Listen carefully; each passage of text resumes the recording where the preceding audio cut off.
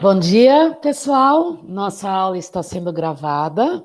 Caso alguém tenha discorde, esse é o momento de dizer, professora, eu não quero que a aula seja gravada.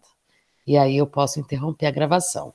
O uso dessa gravação é exclusivamente para nossa turma.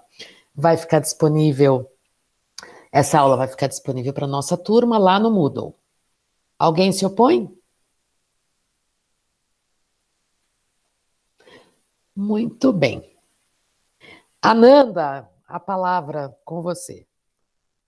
Então, professora, como eu tinha colocado lá no fórum que dependia da criatividade do professor, o que eu queria pontuar, lógico, assim, eu admito que na minha fala eu tentei não colocar essa coisa de que depende da questão de ter acesso tal, para também não dar margem para discordarem de mim, né? Afinal, eu estava argumentando e eu tinha que defender a minha ideia, então, né, eu não vou dar margem para os outros, mas assim, né, agora aqui na aula. Lógico, eu acho que vai muito da criatividade do professor quando ele está na sala de aula e tem meio que o caso ideal. Foi nesse ponto que eu quis dizer. E quando ele não consegue acessar os alunos, vamos dizer assim, né? Seja, ok, eu tentei argumentar porque eu vi que alguns comentários estavam nessa questão do acesso à internet. Então, essa foi a primeira informação que eu tentei buscar na internet.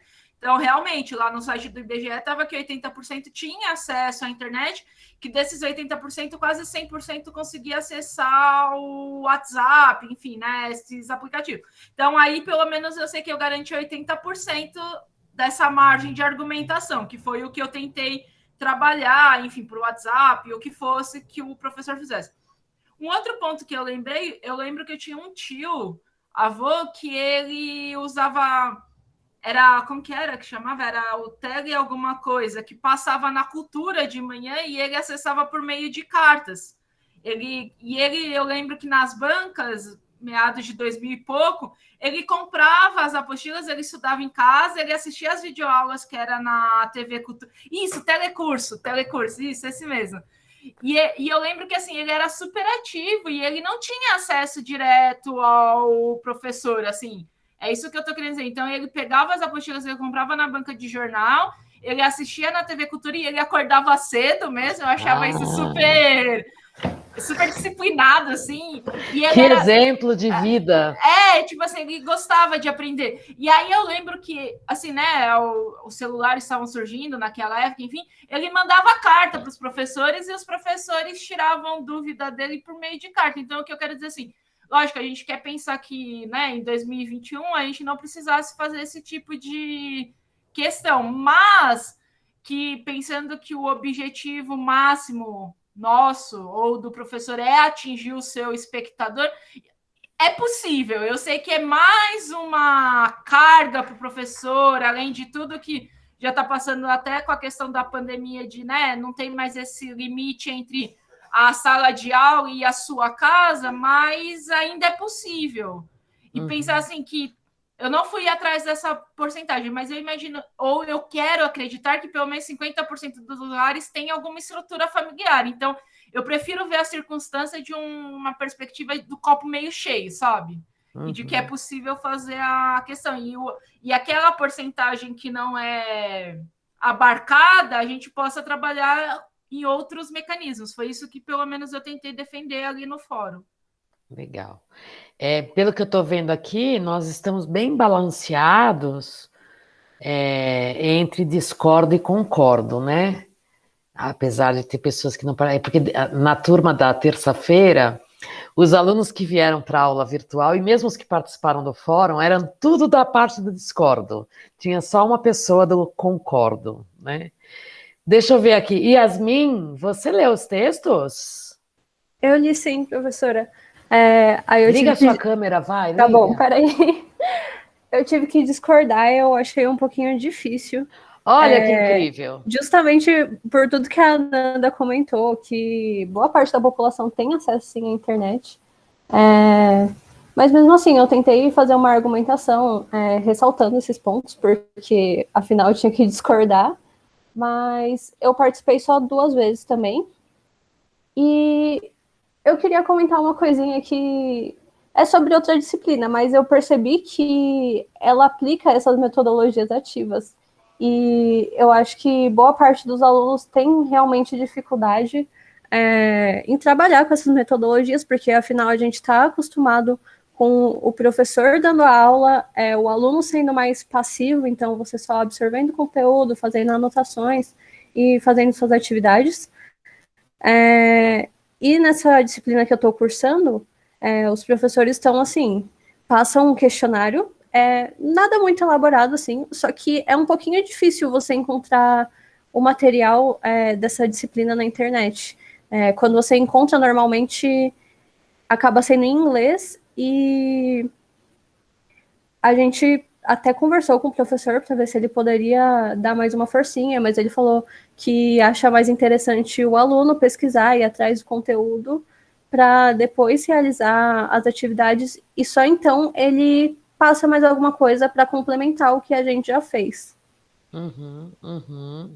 E você acha que você aprende mais ou menos com essa metodologia dessa disciplina? Então, eu acho que depende.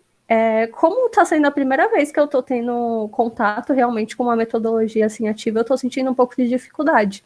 Mas eu acho que é uma questão de trabalhar, entendeu? Uhum. Se mais disciplinas fossem assim, eu acho que o aluno ficaria mais acostumado e talvez realmente funcionasse muito melhor do que o jeito comum. Uhum. Então, Yasmin, o que eu sinto assim, quando você fala sobre isso, como nós não estamos habituados a essa metodologia, eu acho que essa metodologia gera uma insegurança, né? Porque nessa ideia de que eu sou passivo e tudo que o professor fala é certo, eu tenho segurança de que o que eu estou Uhum. ouvindo é certo, né? Agora, se o professor não fala e eu tenho que pesquisar, eu tenho insegurança sobre se aquilo que eu estou encontrando é certo. E é justamente essa insegurança que talvez, justamente não, minha hipótese, né? Quem sou eu para. Mas eu acho que essa é uma hipótese de por que que é difícil a gente implementar essa metodologia, né? Assim, e as pessoas se darem bem, porque tem a insegurança, tem as incertezas e tal. Porém, o que você aprende fazendo as suas pesquisas, o que você descobre, a aprendizagem por descoberta, a aprendizagem pela valorização do erro, são coisas que quando a gente está numa postura passiva, a gente não vai ter, né? Então, a insegurança é o motor da nossa aprendizagem, sabe? E será o tempo e a experiência da pesquisa que vai nos trazer esse feeling para perceber se aquilo que está ali é legal ou não é legal, é certo, é seguro ou não, né? Até porque uma certeza nós temos, nada é totalmente correto 100%. Então, essas incertezas, elas fazem parte do século XXI. Olha, a pandemia é uma incerteza 24 horas. A gente vai ali no mercado, por mais que a gente tenha cuidado, né? As pessoas estão vacinadas, estão indo para o hospital e estão morrendo. Sim. Apesar de haver a possibilidade, entre aspas, de não morrer, sei lá, né? Então, esse limiar, ele é importante aí na nossa. Alguém colocou aqui que a nossa única certeza são as incertezas, Hotel, Concordo. né? É isso mesmo, é isso mesmo. Mas eu acho que a gente tem que enxergar como oportunidade, né? Nesse momento, nós temos a oportunidade da prática dessas metodologias. Agora, Yasmin, você abriu a sua fala com a seguinte frase, que você entende que a maior parte da população tem acesso à internet. E eu pergunto, será? Então, Já entrando um pouquinho no tema que o meu grupo vai abordar no projeto, a gente vai falar justamente sobre as dificuldades de acesso à internet nas periferias. Então, a gente deu uma pesquisadinha e a gente encontrou alguns levantamentos.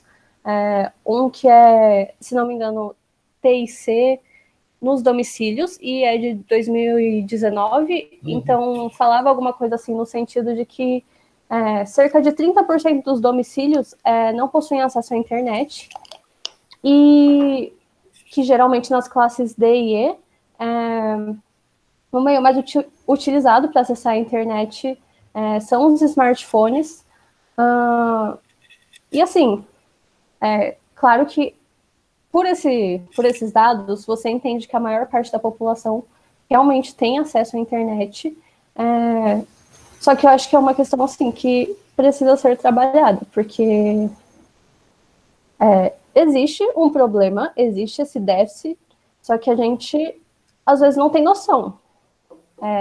A gente tem acesso a todos esses recursos e eu acredito que às vezes fica difícil enxergar que tem pessoas que não possuem esse acesso, mas no geral eu acredito que a maior parte tenha, sim, de fato, acesso, e pelo que a gente pesquisou, geralmente zonas rurais e periferias que não têm essa acessibilidade que nem nós aqui. Uhum.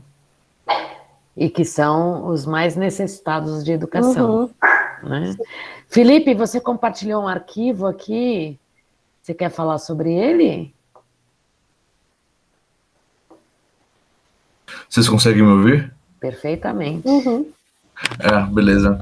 É um arquivo que eu usei na minha IC ano passado, do IBGE, e ele tem uns dados sobre acesso à internet e posse de celular. É de 2011, mas eu acho que dá para dar uma boa refletida sobre ele. É um pouco grande também, mas se alguém quiser ler, fica à vontade. Você leu os textos nossos, Felipe? Não li. Tava dando uma olhadinha por cima agora, mas não li. Uma olhada por cima, entendi. Eu vou, vai cair na prova, presta atenção. O que é aprendizagem dialógica?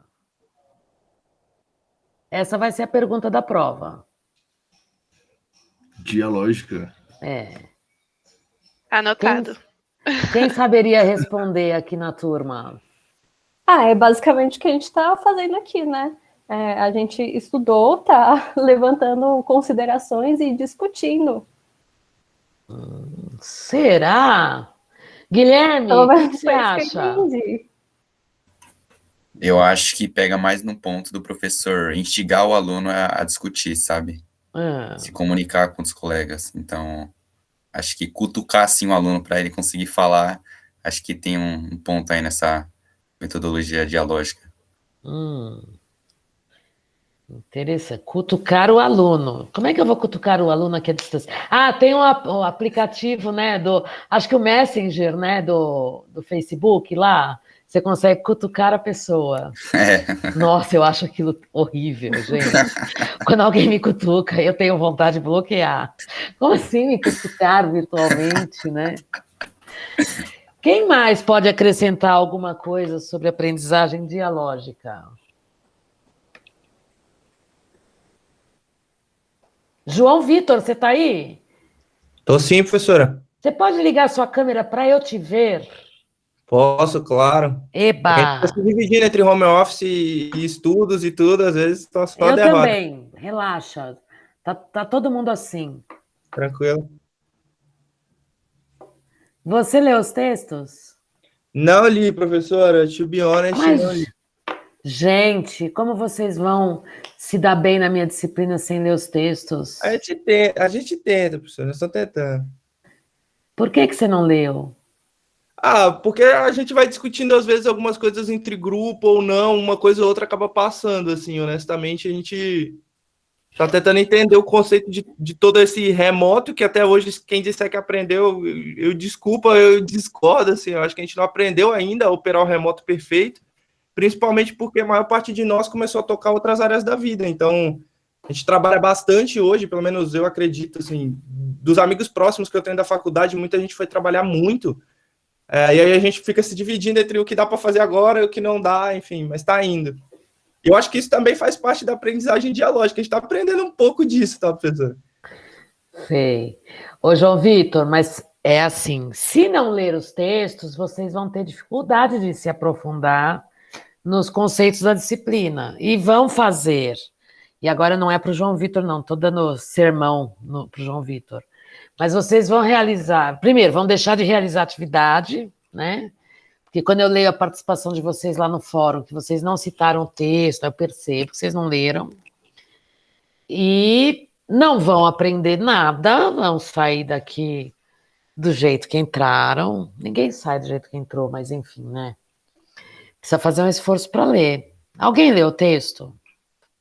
Fora a Nanda, eu sei. Theo. Professora, eu li, mas eu não li os dois, eu li só um. Qual?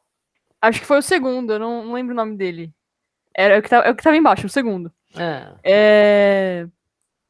E aí, né, eu fiquei bem reflexivo, assim, sobre o texto e tal, e aí eu fui conversar com uma amiga minha, que ela é professora e psicóloga, né, e aí a gente conversou bastante, e aí no fórum eu tava, né, com todo o meu nome, eu tive que discordar, né, do tópico e tudo mais. E aí, quando eu acabei participando só uma vez do fórum. Eu não sei porquê, mas eu participei só uma vez. E eu tive algumas reflexões que foram além das que eu deixei no fórum. Tipo assim, principalmente depois que eu conversei com a minha amiga.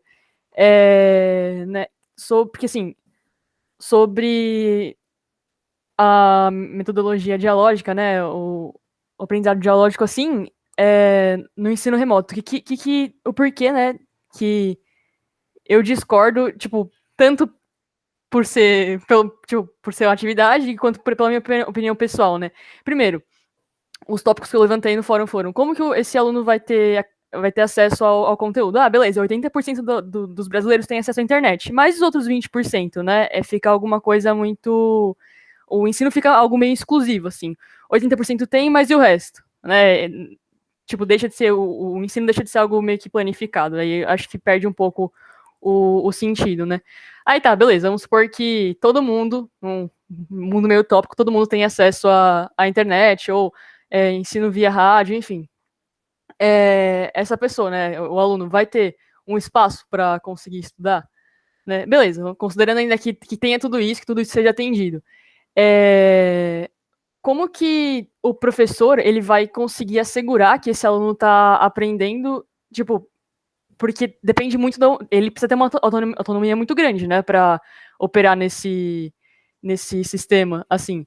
E aí, como que o professor vai poder, tipo, ter a certeza, né, que esse aluno está aprendendo, se assim, eu pelo menos acho que é muito mais difícil você sentir uma turma, sentir as dúvidas, sentir todas essas questões, né, por uma tela, ou por por um áudio, ou enfim, do que pessoalmente. Então, como que o professor ele vai poder assegurar que esses alunos eles estão aprendendo e tudo mais? E aí outra questão também que eu fiquei refletindo foi em relação a algumas doenças emocionais, assim, acho que é assim que fala, que o ensino remoto está causando nas pessoas, né? Por exemplo, questão de ansiedade, porque a gente meio que perde o contato com outras pessoas, né? Então, ansiedade, depressão, TDAH também. A minha amiga, que ela é psicóloga, ela tá se formando, né? Ela tá fazendo o TCC dela meio que nessa área, né? E aí, ela tava conversando comigo sobre a questão a questão temporal, que assim, no ensino remoto, né, a gente não tem um intervalo, a gente não tem uma socialização tanto quanto seria no presencial. E aí eu acho que, por conta disso, né, não sei, junta o lance de ter que ter uma autonomia muito grande para você conseguir levar esse tipo de aprendizado, né, você precisa ter uma autonomia, uma disciplina muito grande, e aí como que você vai esperar isso de uma pessoa que tem menos de 18 anos, uma criança, enfim. E também tem a questão de remotamente, né? Como que essa pessoa vai ter essa autonomia e ainda vai lidar com o fato dela não estar em contato com outras pessoas, tipo, da forma, entre aspas, muitas aspas, normal, assim, né? Foi isso mais ou menos que eu pensei. Eu lembrei, desculpa interromper, é que eu lembrei, depois que eu terminei de assistir de ler o texto, né? Eu lembrei de um vídeo, não sei se todo mundo conhece, mas é um vídeo que é tipo um menininho com meio que um monstrinho, assim. É um vídeo, é um curta-metragem. Acho que se chama Aprendendo a Aprender. Eu assisti esse curta-metragem na escola. E aí, quando eu terminei de ler o texto, eu lembrei muito desse vídeo. Aí, não sei, só queria comentar isso mesmo. Que legal você trazer esse vídeo. É um vídeo que eu usei muita informação de professores. Eu tô olhando aqui, viu, gente, nas minhas laterais, porque eu tô com 3 cachorras tentando subir no meu colo. E eu tô tentando dar aula, né? Então a aprendizagem dialógica tá difícil. Ô, Theo, eu gostei muito da frase que você falou, dessas pessoas que têm menos de 18 anos, ou seja, são criança. Então é o caso, você aqui, uma criança. Eu tenho 20 anos, olha só, me respeite. Eu acho que você está mentindo, né? Mas vou pegar meu RG, hein? Tá. Não, mas, Theo, deixa eu falar uma coisa para você e para todos. Eu entendo assim que nós estejamos num momento de transição, né? Um novo mundo está se configurando. E eu acho que como é um momento de transição e todo mundo está passando por isso, é muito fácil a gente negar o que está por vir. Nós temos medo daquilo que está por vir, porque é muito desconhecido, né? Eu vou precisar... vocês... Gente, estou dando aula. Espera um pouquinho só, eu vou me livrar dela.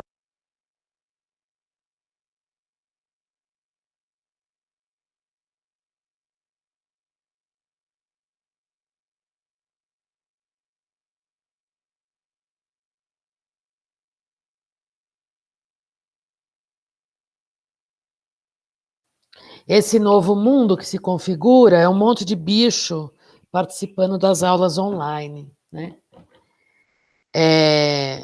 Então, assim, é um novo mundo que se configura, porque nós somos seres sociais.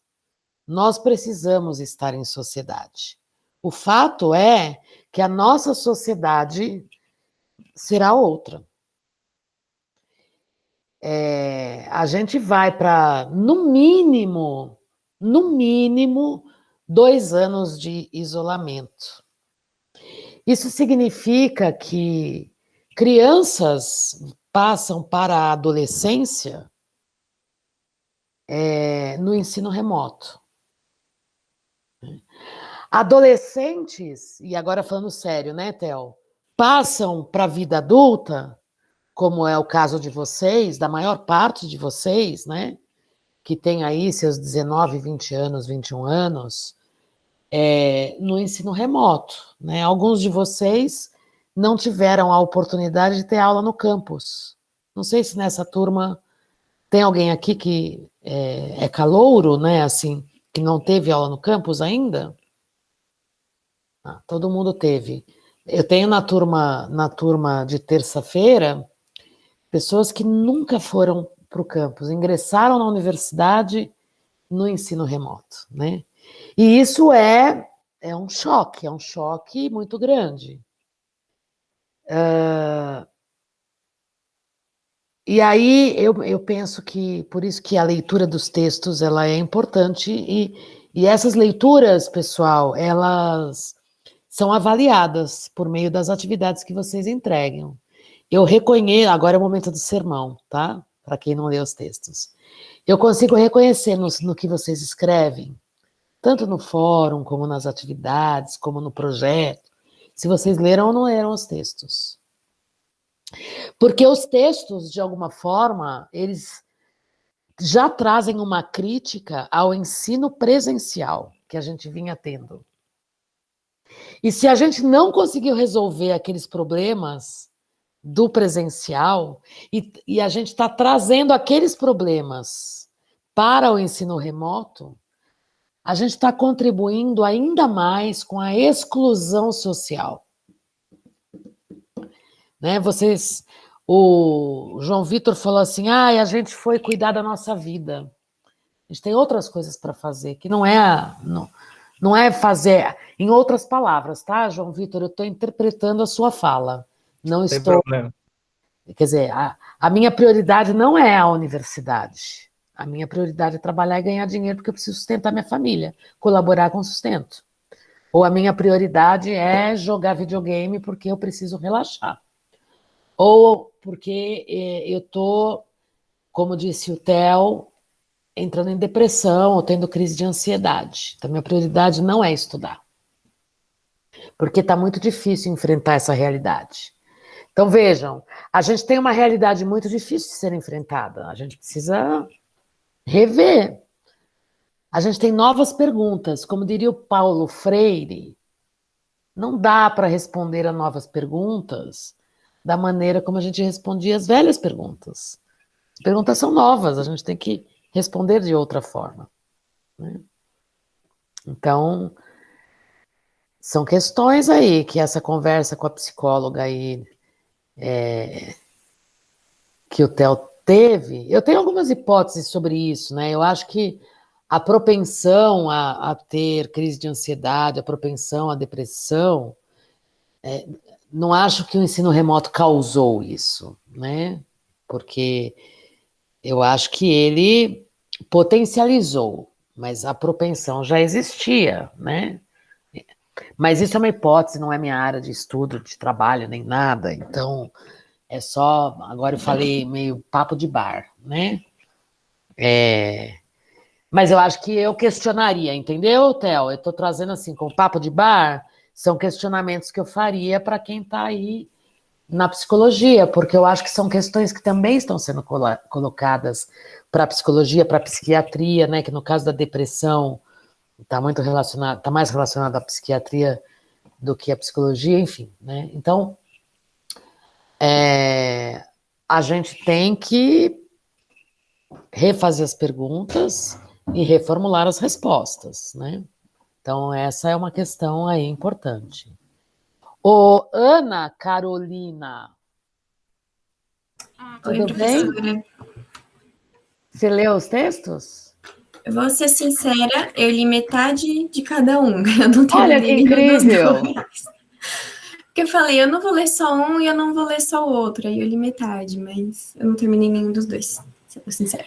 Entendi, mas você leu a metade inicial ou a metade final? Inicial. Eu vou dar uma dica para vocês. Quando vocês quiserem dar um trucão no professor, sabe aquele truque assim? Vou falar que eu li o texto. Não, mas é um truque mesmo, é uma dica para leitura de qualquer texto, né? Leia o resumo do texto e leia as considerações finais. Boa. Porque aí, nas considerações finais, você vai falar, putz, isso aqui é interessante. Aí você volta lá no texto. Entendeu? Que aí você tem uma ideia de várias coisas, né? Será que valia a pena ler o texto inteiro? Uhum. E aí você se pergunta, como foi que o autor chegou nisso? Então, Ana, fica a dica, hashtag fica a dica. E fica a dica para todos, é verdade, viu, pessoal? Essa é uma estratégia de leitura. A outra estratégia que a gente chama de scanning, que é passar os olhos rapidamente em todo o texto, né? A gente aprende isso naqueles cursos de inglês instrumental, por exemplo. Sabe? Porque aí você vai prender atenção em alguma coisa, viu, João Vitor? É melhor do que nada. Ontem hoje eu vi um videozinho, não sei se foi ontem, esses videozinhos motivacionais, a pessoa dizia assim, 20 minutos de caminhada é melhor do que não correr 5 quilômetros. Pegaram? Então, assim, eu quero correr 5 quilômetros, mas eu não consigo, eu fico aqui em casa. Eu quero correr 5 quilômetros, eu não consigo, eu fico aqui, não faço nada. Faça os 20 minutos de caminhada. Então, escaneia o texto, tá? Ou lê a introdução e as considerações finais. Leia um pouquinho. Combinado? João Vitor, eu vou cobrar isso de você na próxima, hein? Positivo. E operante, Ana, disso que você leu, o que ficou? Então, professora, eu vou até entrar um pouquinho na fala do Theo sobre aquela questão de que a gente falou no fórum, né? 80% tem acesso à internet e tem os 20% que não tem. E esses 20%? Só que até o meu grupo estava pesquisando, né, alguns dados, e a gente achou uma matéria que dessas pessoas que não têm, ou que têm acesso à internet, porém, as pessoas que têm internet com baixa velocidade é muito grande, é quase metade das pessoas. Então, como é que você estuda, como é que você vê uma videoaula, como é que você tem acesso aos textos, como é que você tem acesso a realmente tudo com uma internet de baixa velocidade? É muito difícil, é muito ruim. Porque às vezes você perde a paciência. Você tá lá pesquisando, você tá querendo ler um texto e o seu celular tá travando, a sua internet não funciona, você não consegue entrar na aula, tem aquelas questões A gente vê direto em aula ao vivo das pessoas que ficam entrando e saindo, entrando e saindo. Não é porque a pessoa tá brincando com a nossa cara, é porque a internet dela tá caindo. Então, não é questão de ter acesso à internet, é ter acesso a uma internet de qualidade, né? Porque não adianta você ter ali no seu celularzinho, o celular super antigo, que você não consegue nem acessar direito também, que não é grande o suficiente para você ler um texto. Então, assim, eu fiquei no grupo do Concordo, né? Mas, na verdade, para mim seria mais fácil discordar. Ao contrário do que algumas pessoas falaram, mas acho que para mim seria mais fácil discordar por causa disso, porque eu concordei meio realmente sem concordar, né? Porque a gente tem que pensar muito além, né? Não é todo mundo que tem acesso à internet, mas você tem acesso à internet por quê? Porque você tem uma internet em casa, você tem Wi-Fi em casa, você tem internet de fibra em casa, ou você tem acesso àquele 4G pré-pago, aquele 3G pré-pago, porque nem todo mundo tem 4G, né? Aquele 3G pré-pago que você paga no começo de todo mês, você vai usando, o plano acaba, você tem que pagar de novo mais 15, 20 reais, e aí, assim, aquela internet é limitada, você tem acesso, realmente está no dado que a pessoa tem acesso, ela tem acesso. Porque ali ela está na área de cobertura, ela teria disponível, mas ela precisa do dinheiro, ela precisa da recarga, ela precisa de muitas outras coisas que esses 80% não está considerando isso, ela está considerando no geral, no total. Então, se você for parar para pensar, a dificuldade é muito maior do que isso. Ô, Ana, você falou que você era do grupo do Concordo, né, Ana? Isso. Mas você discorda. Como foi elaborar o texto do Concordo para você? Foi muito difícil? Foi, porque assim, eu estava escrevendo sobre o que eu não acreditava, né? Mas você pesquisou fundamentos para isso? Sim, eu pesquisei, vamos dizer, os prós, né? Porque na minha cabeça eu vejo os contras, né? Mas eu pesquisei os prós e eu tentei me basear nisso, tentar ver o lado positivo, o que a gente consegue fazer com o ensino remoto, enfim. Porém, para mim seria muito mais fácil escrever no Discord. E quais foram os prós que você encontrou? Bom, eu acho que pelo ensino remoto, assim, no geral, para as pessoas que não têm dificuldade de infraestrutura e acesso à internet, acho que só funciona para essas pessoas. Mas a flexibilidade sobre você estar em casa, você conseguir manejar melhor o seu horário, você ter completo domínio sobre o seu plano, né, o seu planejamento semanal, por exemplo. Não, hoje eu vou ver essa videoaula que está gravada, hoje eu vou ler esse texto, então você consegue planejar sua semana, você não tem que ir lá esse dia certo para você ver essa aula e você tem que fazer a prova a essa hora. Enfim, as atividades normalmente estão tendo um tempo maior de realização, então a atividade antes que você fazia em 2 horas, agora você tem provavelmente mais de 2 dias, que é o que os professores estão dando normalmente, e tem esses pontos positivos, né, mas exatamente, eu vejo isso, pelo menos do meu ponto de vista, para quem tem uma infraestrutura, para quem tem uma internet, assim, porque se a pessoa ela não tem acesso a nada, ou até a gente viu casos de gente que compartilha um celular com várias pessoas dentro de casa, um celular. Então, assim, como que todo mundo vai ter o mesmo ritmo de trabalho? Como que todo mundo vai ter o mesmo ritmo de aprendizado? Então, é muito difícil, porque é você tem o celular, a família tem o celular, entra ali nos 80% que tem acesso à internet. Mas na realidade é muito mais complicado do que a gente só olhar para esse número no geral. Legal, assim, eu queria que vocês, eu queria ouvir, né? Alguém mais teve essa experiência que a Ana teve, de ter que escrever, acho que a Ananda teve, né? A Ananda teve que concordar. Eu posso só falar uma coisa? Fala. Eu tinha levantado a mão. Na verdade, desculpa, eu não tinha visto. Não, tudo bem, são duas coisas. Uma, primeiro, na sua fala lá e aí eu vou chegar também na parte da Ana. Acho que a primeira questão, né, que você teve a hipótese de que, na verdade, potencializou. Eu concordo com você, eu faço tratamento para ansiedade, e aí, assim, a pandemia, para mim, piorou muito a minha realidade de vida, enfim, no sentido que, assim, eu perdi aquele limiar da onde é minha casa e da onde é meu trabalho. As coisas se misturaram.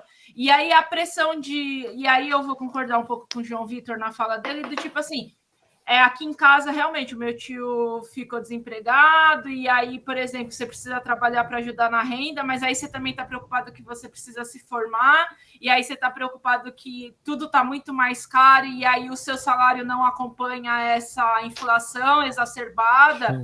E então, assim, na verdade, o que eu acho é que assim, o ensino remoto com todo esse externo é muito ruído na nossa cabeça. Então, às vezes, quando a gente está tentando estar aqui na aula, você tem que ter uma disciplina muito grande para você conseguir apagar esse ruído que está tendo, assim, né? Isso, assim, né? Eu estou falando que eu tenho uma família estruturada, e aí é onde vem na fala da Ana. Eu tenho uma família estruturada, eu tenho um emprego, apesar de toda a dificuldade. A minha família, a gente tem um apoio outro. Mas aí eu fico pensando, por exemplo, naquelas pessoas... E aí, assim, me desculpa se vai ser uma fala preconceituosa, mas no sentido assim, falando o português, e a pessoa que está na favela, a pessoa que está na zona rural, a pessoa que a gente tem certeza que não tem essa família estruturada, sabe? Quando já é... E aí, assim, a gente sabe que tem muita criança, quando era no ensino presencial, que ia para a escola, não era para aprender, era para comer. A gente está chegando num ponto, assim, da sobrevivência, a gente não está nem falando da pessoa... E aí... cientificamente falando, a gente sabe que aquela pessoa que não tem as vitaminas necessárias, ela já tem um déficit natural. Não é que ela é burra, é que o corpo dela não acompanha, isso é fato. Então, assim, ela já está muito atrás das pessoas por uma questão do corpo dela. É uma questão estrutural, a gente não está nem chegando na questão do professor que vai ajudar com, seja lá qual for a metodologia. Então, assim, né, já começa aí a porcaria do nosso sistema. Então, eu acho que esse é o primeiro ponto. Então, eu acho que, assim... E por isso que eu concordo muito com a sua hipótese, porque, assim, pode ser, sim, que em alguns casos específicos, talvez causou depressão, mas aí eu acho que isso está muito aliado já ao que acontece no ensino presencial. Um professor com uma fala preconceituosa, uma situação traumática. Então, esse é o meu ponto de vista. E por ser uma pessoa que sofre de problemas emocionais. Então... eu quis compartilhar um pouquinho aqui. E no sentido da Ana, para mim foi muito difícil, assim, escrever... Concordo, porque eu não acreditei nem um pouco naquilo que eu falei. E eu tentei, assim, tirar todas as margens possíveis do Discord, que ia falar, não, colega, você tem razão, eu vou te dar razão, porque, tipo, realmente, eu acho que tem, sim, a questão da criatividade do professor. Isso foi o que eu tentei focar no que eu concordo, mas, assim, pensando num mundo muito ideal, sabe? Então, que aí foi o Theo, né? Tipo, simplificando o mundo. Considerando o mundo ideal, mas... E considerando esse mundo ideal, então, assim, realmente para mim foi bastante complicado, eu admito. Eric, que bom te ver. Obrigada, Ananda. Tudo bom, Eric? Você está sem áudio. Está desligado seu áudio. Agora sim. Agora Tudo sim. bom, vocês? Tudo bom. Acho que eu perdi mais ou menos uns 6 minutinhos também, porque foi da internet que caiu. Aí quando consegui voltar, aí a Ana estava praticamente nesse assunto também. Aí eu queria até acrescentar também, não sei também se nesses 6 minutos foi adicionar, tipo, essa informação, tipo, que aí estavam vocês comentaram, tipo, no caso da periferia, né, tipo, do acesso também à internet. Aí, tipo, eu acho que falando talvez, tipo, dentro deste grupo e estando também no grupo do Concordo, eu queria acrescentar também mais uma informação nesse caso, tipo, sim, tipo, tem esse problema realmente da periferia da internet ser extremamente limitada ainda para os que têm, né? Então, é uma internet muito limitada e compartilhada com uma casa inteira, e ao mesmo tempo, também na questão do presencial entra a questão tipo, do deslocamento, porque vamos fazer um trajeto, sei lá, tipo, da periferia, vamos, sei lá, tipo, Jardim Nova Vitória, que é onde eu moro. É o quê? O trajeto de pegar um ônibus até uma avenida, depois outro ônibus até o São Mateus, depois pegar o trólebus, que dá um trajeto de mais ou menos 2 horas e 10 minutos, mais ou menos. Isso antes do Haddad ter implementado lá o corredor de ônibus, que aí agora é 1 hora e meia. E aí, fazendo um horário noturno, se não conseguimos sair da universidade exatamente faltando 15 minutos para as 11, aí tem duas opções. Ou voltar de ônibus, não pegar o último ônibus, né? Tipo, então ia pegar outro ônibus, o ônibus de São Mateus até a avenida, e não daria tempo de pegar o último ônibus, porque ele simplesmente não tem, né? Tipo, do horário depois da meia-noite. E aí é subir uma rua de 20 minutos com medo de ser assaltado. Como também já aconteceu também com mais 2 amigos também da FBC que são de lá também que eu conheço. Como é o bairro que eu não ouvi, Eric? Jardim Nova Vitória. Que fica perto de São Mateus, é isso? Mais ou menos, tipo, ele é o extremo da Zona Leste. Então, ainda de São Mateus pro Jardim Nova Vitória, ainda são 2 ônibus que são pegos, que ainda dá um tempo de uns 50 minutos, mais ou menos. Tá. Tipo, desse trajeto. É quase no Rio de Janeiro. Eu não sei como que é o Rio de Janeiro. É quase na praia, você mora quase na praia. Seria, tipo, por distância deve ser quase isso. Tá. Aí, tipo, mas pelo menos, tipo, particularmente, o presencial, aliás, o remoto, por mais que seja complicada a questão da internet, tá caindo toda hora, provavelmente que vai acabar caindo de novo, mas a questão que eu quero dizer ainda está dando, pelo menos para mim, particularmente, menos trabalho, quero dizer, tipo, de carga psicológica mesmo, tipo, emocional, de estar enfrentando esse problema da internet do que o problema do deslocamento, sabe? Porque, tipo, na volta, que nem eu comentei, tipo, tem esse problema de, às vezes, eu tá voltando com medo todo dia, de não pegar o último ônibus, ou às vezes tendo que virar na universidade por conta disso. E às vezes tem muitos professores da universidade que não se preocupavam com isso e terminavam a aula, tipo, 11h30, ou, tipo, meia-noite, como já aconteceu. O professor, tipo, que atrasou o experimento e fez questão, né? Tipo, ele pôde voltar para casa com o carro dele, agora os alunos que já moram longe. Aí já fica, tipo, um negócio bem complicado. Ô, Eric, você está falando, eu estou lembrando do meu tempo de graduação, que eu pegava o último ônibus na Praça da Sé. Na verdade, na Praça João Mendes. Então, eu passava pela Praça da Sé para chegar na João Mendes, e aí ali prostituição, crack. Nossa, como eu passei medo naquele tempo, gente. A gente passa muito medo. Viu, Ananda? E são coisas que Ananda e quem falou, o Theo falou, né, sobre a questão da depressão e da ansiedade, e o Eric está trazendo. De fato, essas questões emocionais são muito importantes e são pouco consideradas pela escola. E eu entendo porque a escola não dá conta da educação, né? E nós, professores, não estamos preparados também, entende? Para tudo isso. É uma carga muito grande também para os professores. Então, da mesma forma, né, que a gente está trazendo aí a questão das condições dos alunos no ensino remoto, a gente não pode esquecer das condições do professor, né? Tem aquele memezinho que o professor... tá no nosso primeiro texto. O professor está dando aula e tem o filho dele, ou como no meu caso agora, meia dúzia de cachorro aqui, tentando atrapalhar minha aula, né? E eu me sinto uma pessoa privilegiada. Eu tenho Wi-Fi, né? Eu estou numa chácara, então a hora que acabar aqui eu vou ali ver um passarinho. Eu sou privilegiada nesse aspecto, né? Mas eu só me tornei privilegiada nesse aspecto em agosto, setembro do ano passado, quando chegou a internet. Porque isso foi uma coisa que aconteceu no Brasil. Muitas regiões, por exemplo, aqui eu não tenho sinal de telefone, então eu não tenho nem internet 4G ou 3G. E muitas regiões do país são assim, né? São ainda, que nem o Eric está falando, a internet vai cair a qualquer momento e tal, e tem regiões que o sinal não chega, né? Ananda, via satélite deve ser um pouquinho mais caro, né? Mas olha, eu queria que vocês comentassem. Então, acho que o Eric trouxe uma questão importante aí sobre as vantagens e tal, mas a nossa conversa, ela está ainda na área daquilo que eu chamei lá no nosso projeto de hardware. Nós estamos falando da logística, né?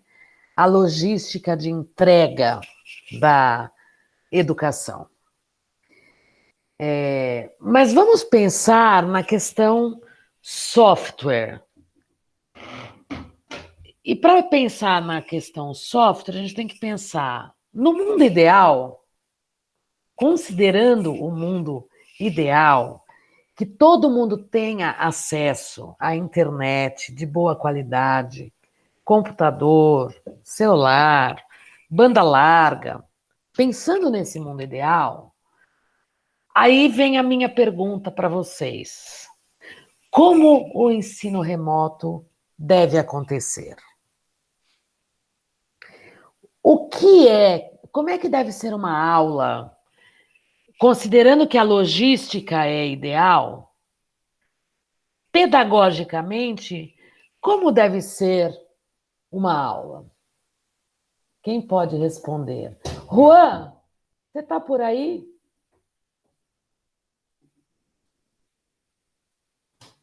Juan. Agora foi um... Juan não está. Isabela. Eita, tem ninguém. Felipe. Oi, professora, eu estou, mas eu estou com um problemão aqui no trabalho, eu não consigo falar, perdão. Tá bom. Olha lá, tá vendo? Vocês misturam tudo. Olha só, que bom que isso aconteceu, porque, não sei, acho que foi o Theo, não sei se foi o Theo, João, enfim, todos vocês que acabaram citando essa coisa de tudo se mistura, né? A Ananda também falou. Então, o que é a minha casa, o que é o trabalho, o que é o estudo? Essa é uma característica do mundo novo, gente. Eu acho que nós vamos viver isso por muitos anos. As novas gerações, os seus filhos, eles vão viver nessa mistura. Muito provavelmente. Eu tenho isso como hipótese, né? Que a gente vai ter tudo misturado. E eu vou dizer para vocês que a minha experiência profissional é que me trouxe essa... Não foi a pandemia. A pandemia apenas intensificou essa minha hipótese. Eu não estudo sobre isso, mas eu trabalho com internet desde que ela chegou ao Brasil, internet na educação, tá? Desde que a internet comercial, a web, chegou no Brasil no ano de 1995, em setembro, precisamente, em setembro de 95, nós registramos o primeiro domínio fapesp.br, né? E aí a Fapesp começou a gerir os registros web e foram criados outros 4 domínios no Brasil. Um deles era o Agestado, que é do jornal Estado de São Paulo. Um outro era o da Editora Moderna, que foi onde eu comecei a trabalhar em março de 96. E eu comecei a trabalhar criando um site educacional. Então, eu comecei a trabalhar com educação, com o uso da internet na educação. E uma coisa que lá atrás me veio já a hipótese é que tudo iria se misturar, que a nossa sociedade não teria mais os muros da escola, ou da casa, ou do trabalho. Eu levaria o trabalho para casa, a casa para o trabalho para a escola para casa, a escola para o trabalho e vice-versa, e tudo ao mesmo tempo agora. E isso foi em 95, 96, 2006, 2016. Gente, como eu tô velha, 25 anos depois, nós temos uma pandemia. Eu não pareço tão velha, né, Theo? Olha o momento de ser simpático. Não, Bruno, não parece, não. Obrigada. Aí, tá vendo? A gente compartilha os mesmos genes. Ai, que ótimo, que ótimo. Então, 25 anos depois, a gente está assistindo uma pandemia acelerando este processo de trazer o trabalho para casa, a escola para casa e a casa para o trabalho e para a escola. Então, eu levanto para fechar a porta, eu libero os cachorros. Nos primeiros dias, eu tinha vergonha de fazer isso. Quando a cachorra pulava no meu colo para participar da minha aula. Agora eu não tenho mais, não dá para ter, né? Porque a escola está aqui na minha casa. E a minha casa está aí na escola. Então, as coisas estão misturadas. A próxima geração, seus filhos e sobrinhos, vão viver isso de uma maneira mais tranquila do que nós estamos vivendo, né? Então, toda a transição exige uma adaptação. É por isso que ela acaba potencializando essa questão aí que a Ananda trouxe e que o Theo trouxe da depressão e da ansiedade, porque tem um medo que eu não estou preparada, e nós não estamos mesmo preparados. Nós não sabemos o que está por vir, nós não somos obrigados a estar preparados, né? Ô Felipe, uma coisa que eu aprendi essa semana é que quando alguém boceja online, eu não bocejo. Eu não sei se vocês já notaram isso. Quando é presencial, a gente não boceja quando a pessoa boceja? E eu estava dando aula terça-feira e um aluno bocejou e eu falei, nossa, eu não estou bocejando. E agora o Felipe bocejou. A única coisa que eu percebi é que eu estou falando demais. Causei bocejo no Felipe. Eu nem sei, me perdi, eu nem sei o que eu estava falando. Sim, eu ia dizer para vocês que eu acho que eu gostaria que a gente desse um salto. Vamos sair dessa discussão do hardware e vamos para o software. E tentar responder. Como é que tem que ser esta educação no ensino remoto? E para tentar responder isso, eu quero agora ouvir sobre os projetos. Vamos falar sobre os projetos. A gente tem muito o que conversar. Então, eu vou pedir para vocês, façam um esforço para ler os textos. Leiam, ainda que seja da forma como cadê ela? Ana Carolina foi embora, nos abandonou? Meu Deus, nos deixou. Que seja metade do texto. Ou que seja... Leiam um pouquinho, vai fazer diferença para a aprendizagem de vocês. Agora a gente vai falar sobre o trabalho, e aí eu quero dizer o seguinte. O trabalho, ele não está desconectado da disciplina. Ele precisa contemplar os textos da disciplina. Vocês serão avaliados por isso, tá bom? Então, além dessa avaliação individual da leitura dos textos, se você não fez, você vai ter dificuldade de ser bem avaliado, no individual, no trabalho em grupo também. Então, vamos apresentar o trabalho em grupo. Todos os meus comentários sobre o trabalho em grupo, de um grupo, vale para todos, tá? Considerem isso. Eu não sei, vocês têm 3 minutos para falar. Não sei se vocês prepararam slide ou não. Quem vai falar primeiro? A gente pode começar, gente? Vai lá, Carol. Pode. Boa. Vou apresentar aqui, então. Beleza. Quem é o grupo? Carol, Theo... Ananda. O Guilherme também. Qual Guilherme? O Guilherme Mendes? Ei, não sei. É o Mendes.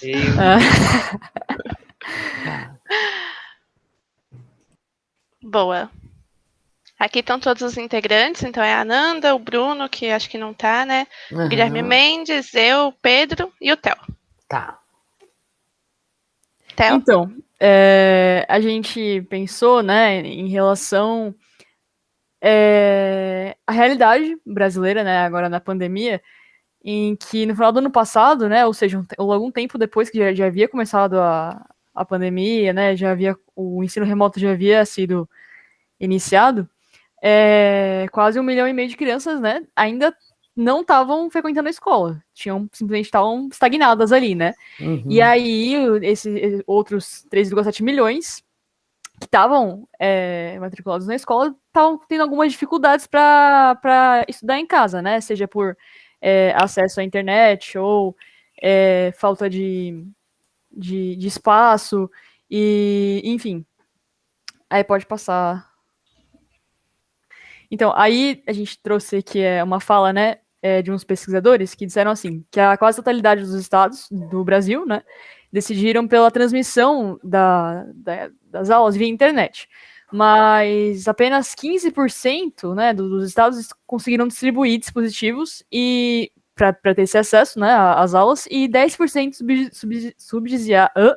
subsidiaram o acesso à internet. E tem uma pesquisa, eu tenho uma matéria aqui que foi inclusive desse mês, que eu vou até abrir aqui, um minuto, que eu queria comentar sobre ela. Aqui.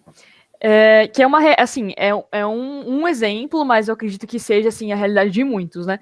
É sobre tá no G1 dessa matéria, depois eu deixo o link aí, se alguém quiser. É uma menina de 9 anos, né? Ela se chama Denise. Aí, o que fala nessa reportagem, né? Que a Denise, ela só consegue acessar a aula, acessar os conteúdos da aula por um único telefone que tem, que é o telefone o smartphone da mãe dela, né? E aí, se eu não acredito, ela tem mais pessoas na casa, mas ela só tem um smartphone.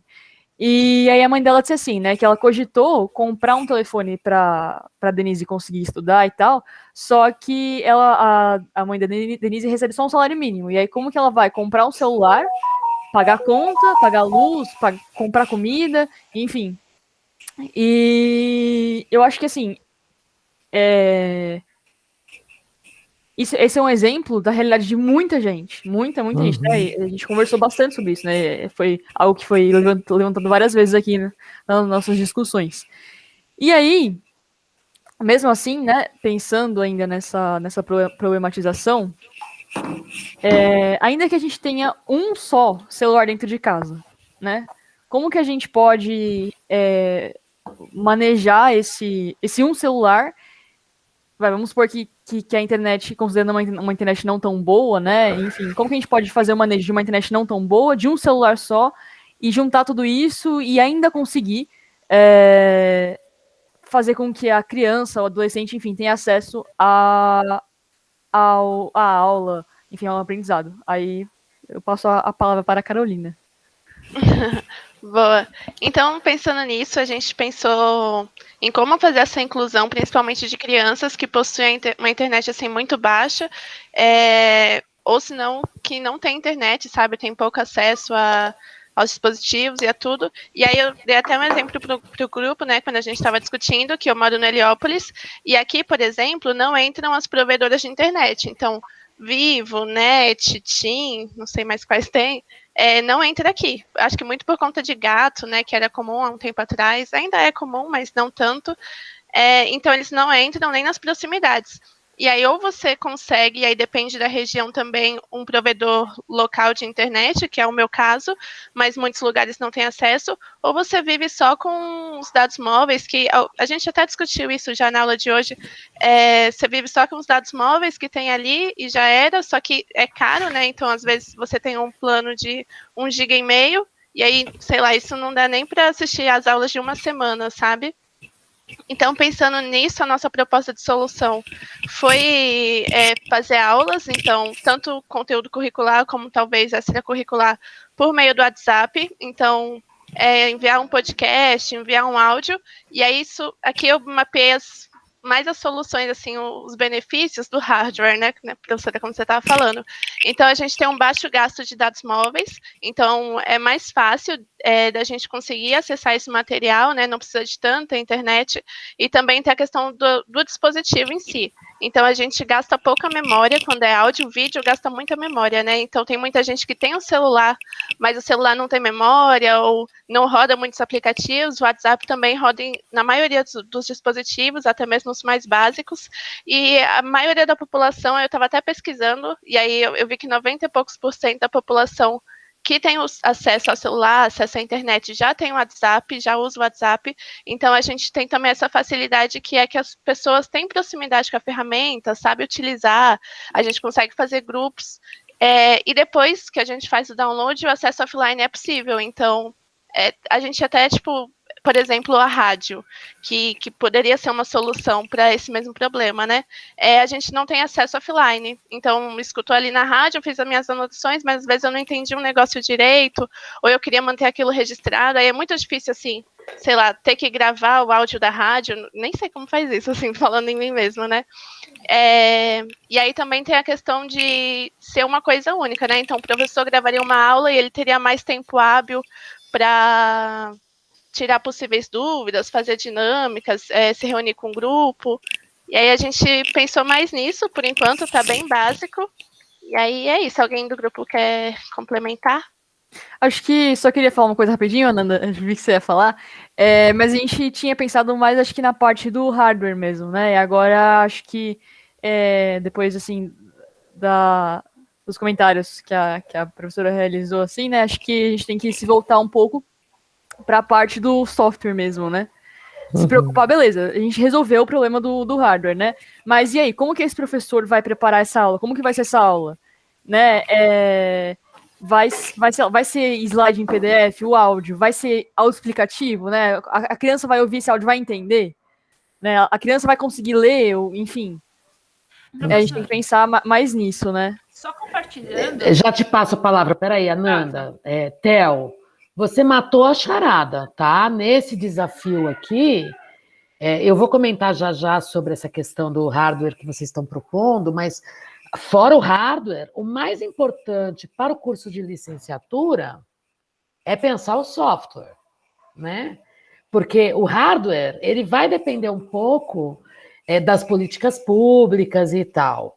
E claro que o software vai depender da formação do professor, mas vocês estão pensando nesta formação do professor, né? Quando vocês pensarem como deve ser o software, a consequência disso é preparar o professor para que ele atue dessa maneira, né? Pode falar, Nanda. Então, quando a gente estava conversando lá no nosso grupo, eu tinha sido uma das pessoas que sugeria essa questão do podcast, né? E o grupo gostou.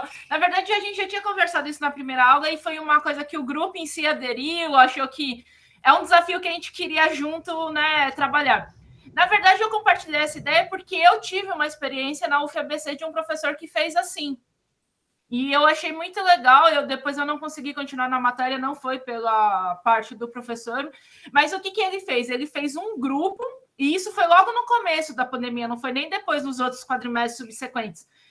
E eu estava fazendo matéria de programação, pensa, e ele não estava com a gente. Então, o que ele fazia? Ele gravava o áudio como se fosse um podcast no WhatsApp, e aí ele fazia um script em R, que foi o que eu trabalhei, que é menos dados, e ele colocava os links das matérias que ele teve acesso para a pessoa poder ler e fazia comentários. Então, o jeito como ele fez isso foi via aqueles... Como se fosse um TXT, literalmente. Foi um TXT que aí a gente abria no R, e aí ele ia fazendo, tipo, programações e o que a gente tinha que fazer dos exercícios, e colocava o link do texto e falava, ó, quem tem acesso à internet, olha lá. E aí, no próprio grupo, a gente ia tirando dúvida com ele por áudio. Ele falava, não é para mandar vídeo, não é para mandar nada, manda em áudio, porque do mesmo jeito que eu estou tendo que aprender a ensinar vocês por áudio, vocês têm que aprender a me perguntar por áudio também. E foi muito legal essa interação.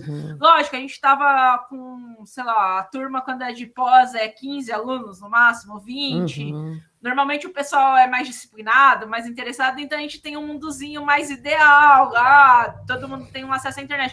Mas eu acho que foi um pouco essa experiência que eu tive aqui na universidade que me motivou. E aí a gente achou legal talvez trabalhar com criança, porque é onde que está o gargalo, né? Não que a universidade não tenha, mas assim, o nosso sofrimento, o nosso calcanhar de Aquiles são as crianças, né? Não que os outros não são importantes. Então foi só esse comentário que eu queria deixar. Legal. Olha só, vocês inflacionaram o tempo de vocês. Então, vamos tentar, na próxima apresentação, não inflacionar, tá? Bom, primeiro, quero comentar. Eu achei linda a apresentação de vocês. Tá super bonita, super clean, né? Parabéns. Segunda coisa que eu quero comentar. O rádio é o meio de comunicação mais democrático e, portanto, mais poderoso que existe. Ele está em todos os lares, né? Então, o rádio é um excelente meio de comunicação. Foi utilizado, por exemplo, por Che Guevara, em Cuba, em 1958, 59, para alfabetizar a população. Portanto, é possível alfabetizar e ensinar linguagem de programação via rádio. O podcast, ele é um filho do rádio, né? Para a internet. Ele ganha a vantagem que vocês trouxeram, que é de poder ouvir de novo, que a Carol falou. Eu nem sei como gravar uma coisa no rádio. Aí eu lembrei, Carol, você me mandou direto para o túnel do tempo. Eu lembrei que eu gravava música com fita cassete. Quando a rádio começava a tocar, eu ia lá e dava o REC, né? E hoje eu, de fato, nem sei fazer isso também mais, né? Mas, assim, o podcast, ele é super leve, né? Então, do ponto de vista logístico, é um arquivo leve, né? Que vai exigir menos dados. É incrível. Acho que vocês, do ponto de vista logístico, acertaram. Agora tem que responder a todas as perguntas que o Theo fez sobre como fazer isso. E eu fiquei com uma curiosidade, Carol.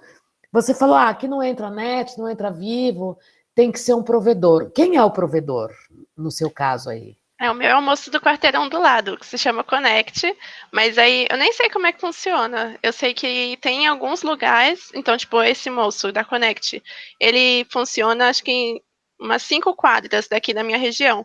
E aí, em outro, já é outro provedor. Aí tem, acho que GetNet, mas são empresas locais, como se fosse, eu não sei se vocês já ouviram falar também, mas é algo da comunidade para a comunidade. Então, tem muitas comunidades que, por exemplo, tem a logística de correio, né? Porque o correio em si entra aqui, mas tem, sei lá, Jedlog, tem várias logísticas de entrega que não entram. Então, a própria comunidade vai, desenvolve uma distribuidora, vira um ponto central, né? Então, várias pessoas entregam as coisas nessa distribuidora e ela distribui na internet, na comunidade. Então, é mais uma coisa assim, é da comunidade para a comunidade. Uhum. Então, é porque isso que você está relatando, quando a internet começou, ela era assim, a internet comercial. Nós tínhamos os provedores, pequenos provedores em vários lugares, né? Gente, eu faço parte da história da internet no Brasil, vocês não têm noção, eu sou pré-histórica. Eu tenho livro publicado, né? A coisa... A gente pode um dia, quando a gente se encontrar presencialmente, eu posso até dar o livro para vocês, que eu tenho lá na universidade. Mas olha só, quando a internet começou, a comercial, né? Porque a internet para uso acadêmico no Brasil, já muitos anos antes, a gente já usava, né? Mas quando se tornou comercial, era dessa maneira como funciona aí, que a Carol tá relatando. Então, a gente tinha os provedores, que atendiam o bairro e tal. E aí, o que aconteceu? Começou a acontecer... O que um provedor faz? Ele compra um link... eu vou fazer analogia com a distribuição de água. Ele compra um cano de água bem largão, né? E aí ele põe vários caninhos na ponta e distribui para o pessoal ali do bairro, né? Então, o moço do quarteirão ali, vizinho da Carol, ele tem um link grande que ele distribui, por isso ele é o provedor. E o que começou a acontecer foi que grandes empresas começaram a comprar os pequenos provedores. Eu vou dar o exemplo, a primeira empresa que fez isso no Brasil foi o UOL. O UOL começou a chegar nos pequenos provedores e falou assim, olha, eu quero que você pode continuar com a sua estrutura de provedor, mas para eu acessar, eu quero que para o cliente seu acessar, ele vai acessar pelo UOL, tudo bem? Tudo bem, então o UOL investiu numa melhoria da infraestrutura e ele era a página inicial como provedor na época. Depois virou esses grandes monopólios, viu, Carol? Nós chamamos, o que é péssimo, porque a gente tem um monopólio da Vivo, da NET. E aí a gente fica vendido, a gente não tem concorrência. Entendeu? E aí eles fazem o que querem da gente, né? Enfim, vamos continuar. Muito bem. Eu queria ouvir... Juan, você está aí, Juan? Ele estava... Acho que não está mais. Ok. Felipe, seu grupo vai apresentar? Sim. Felipe, tá comigo aqui a apresentação. Quer que eu suba aqui, ó. Sobe lá, João.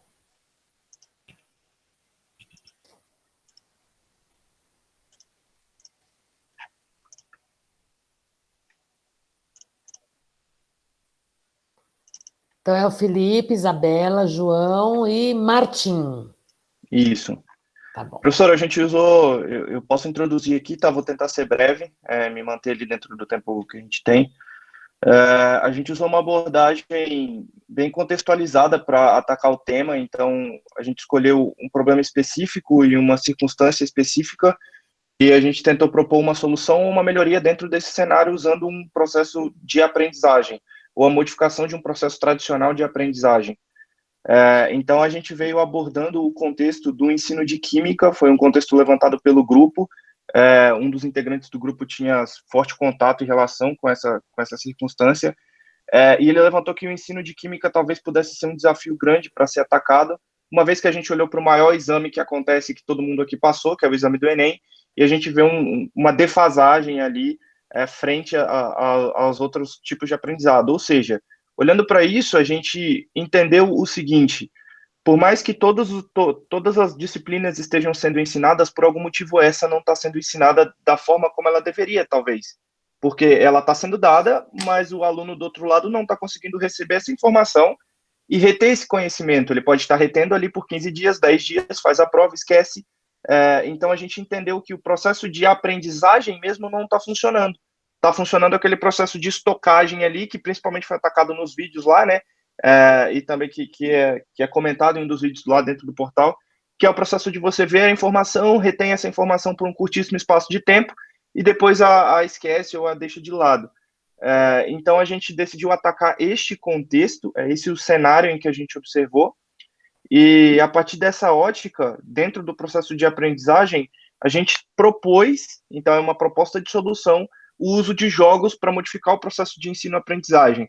A gente vê hoje, principalmente nas circunstâncias atuais do nosso ensino, que as pessoas, poxa, à distância, os alunos à distância, às vezes rola aquele desinteresse. E quando você propõe algo que está mais próximo desse aluno, talvez ele pudesse estar mais interessado. E quando isso envolve um processo de aprendizagem, legal, a gente está cumprindo com o objetivo do processo de ensino-aprendizagem. O ensino está sendo feito, a aprendizagem estava defasada, então a gente está tentando trazer o aprendizado junto aqui do mesmo nível do ensino. A gente propôs, portanto, ferramentas aí dentro desses conceitos, e uma das metodologias levantadas foi o Jalequim, que é o Encontro Nacional de Jogos e Atividades Lúdicas no Ensino de Química, Física e Biologia, que são exatamente os pontos onde a gente observou defasagem na pesquisa do Enem ali, dentre os percentuais de aprendizado.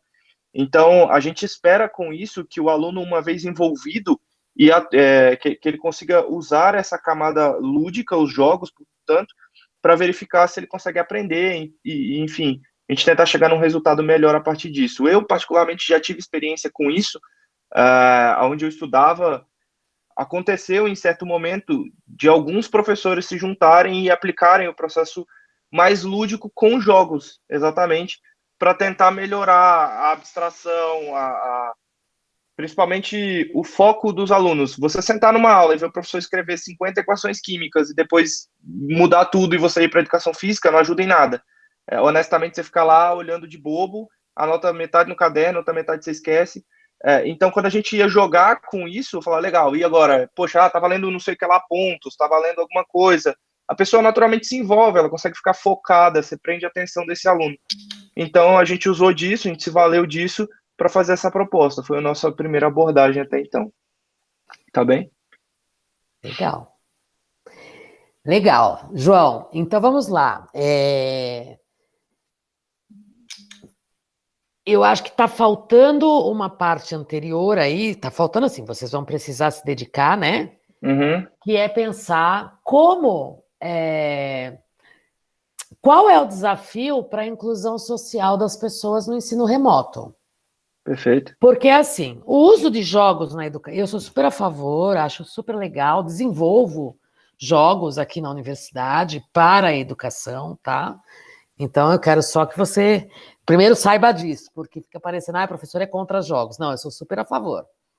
Mas, como esse jogo vai ser entregue e como vai ser coordenada, ou orientada, ou estruturada a aprendizagem de um aluno que é aquele que o grupo anterior trouxe, que tem um celular para compartilhar com a turma, com a casa, e que não tem a internet, como é o caso aí que foi citado. Então, vocês precisam pensar, esse é um ponto da logística que vocês precisam pensar, precisa estar no seu texto, no seu trabalho, precisa estar respondido, né? A gente está no primeiro passo do trabalho, tá?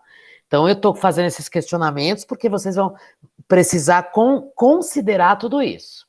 A outra coisa, que é uma coisa que eu ainda não falei para o outro grupo, e que agora dizendo para vocês, o outro grupo tem que se atentar, porque vale para todos, é sobre a abordagem de aprendizagem que vai estar nesse software. Porque é o seguinte, você acabou de dar a ideia de, porque se eu ganho pontos, eu ganho isso. Qual é a abordagem educacional que está por trás dessa questão de eu ganhar pontos ou acumular pontos se eu aprender ou se eu acertar determinadas coisas em um jogo? É essa abordagem educacional que eu vou querer no meu jogo? Ou eu vou querer uma abordagem educacional de outro tipo, que eu vou colocar, por exemplo, a colaboração entre os estudantes, porque isto vai causar uma interação e, portanto, uma inclusão social, enfim. Para mim, não importa tanto qual será a abordagem, importa que vocês tragam esta abordagem no seu projeto. E esta a questão, é claro que vocês, ao lerem os textos da nossa disciplina, vocês conseguirão interpretar qual é a abordagem teórica que agrada, ou não agrada não, que a professora Silvia se baseia. Vocês não precisam se basear na minha preferência, tá? Eu tenho uma preferência teórica que é resultado de uma postura ideológica das minhas crenças e valores, etc. Vocês não têm que me copiar. O que vocês têm que fazer é, seja qual for a abordagem que vocês escolherem, ela precisará estar descrita e defendida por vocês. Então, vocês vão falar assim, a gente vai se basear numa abordagem behaviorista, que o aluno tem que tirar nota 10, tem que responder corretamente, é uma educação transmissiva, aí vocês vão ter que justificar. Por que que isso aí é melhor do que qualquer outra coisa, tá? Porque eu vou dialogar com vocês. Eu vou trazer sempre uma abordagem que provavelmente vai questionar isso.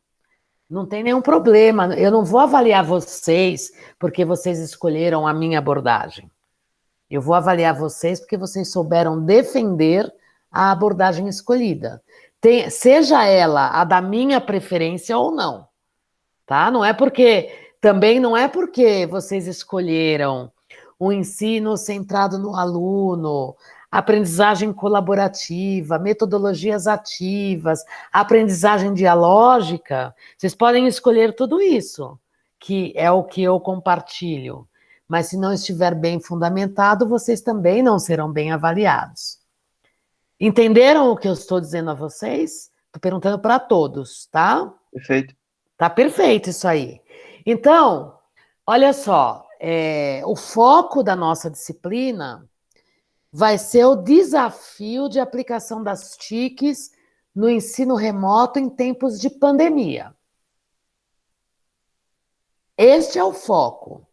Você pode trazer o jogo como uma proposta? Pode, mas você precisa me dizer qual é o hardware e como ele vai contribuir para essa inclusão, tá?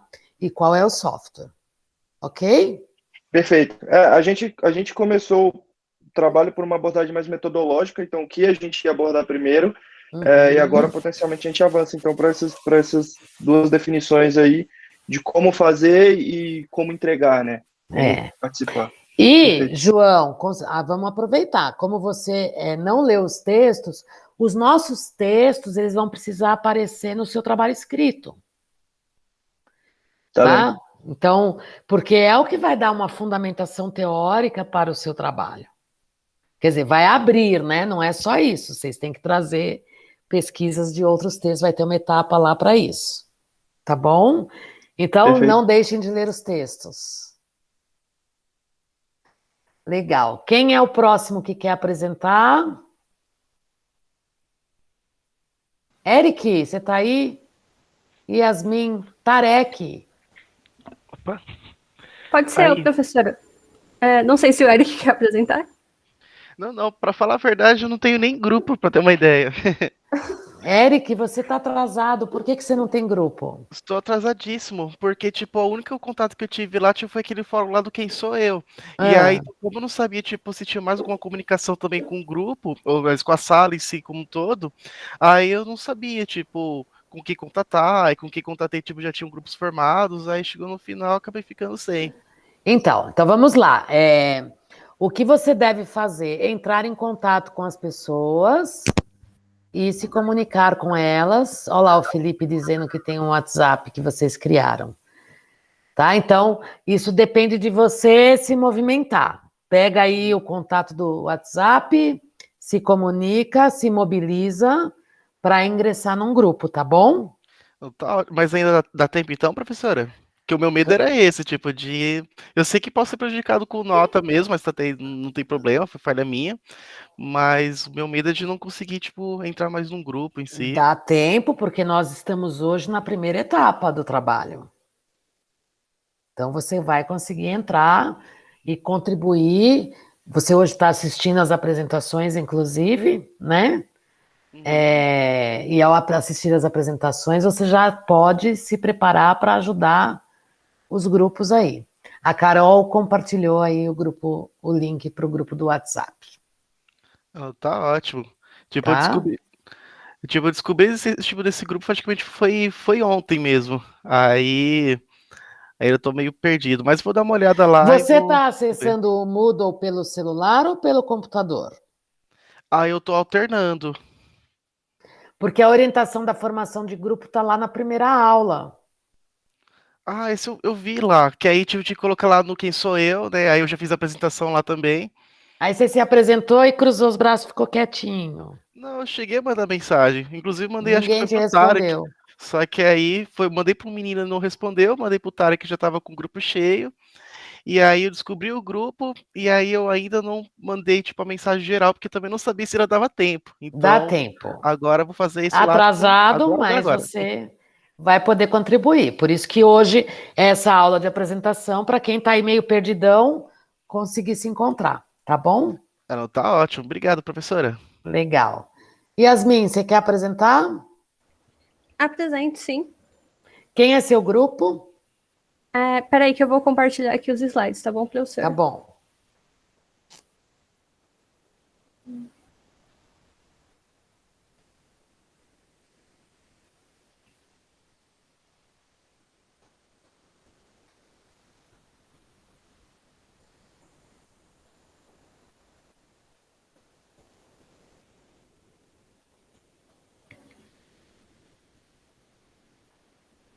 Precisa de ajuda?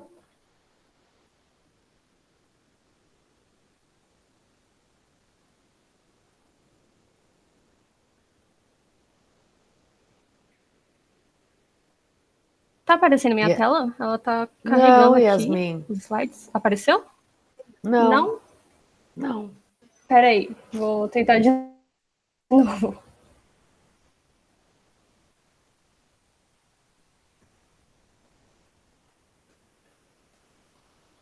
Agora tá indo.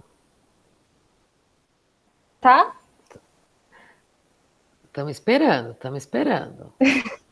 Tô confusa. A tela tá preta, não carregou ainda. Não, é que agora deu sinal de que ia carregar, mas não carregou.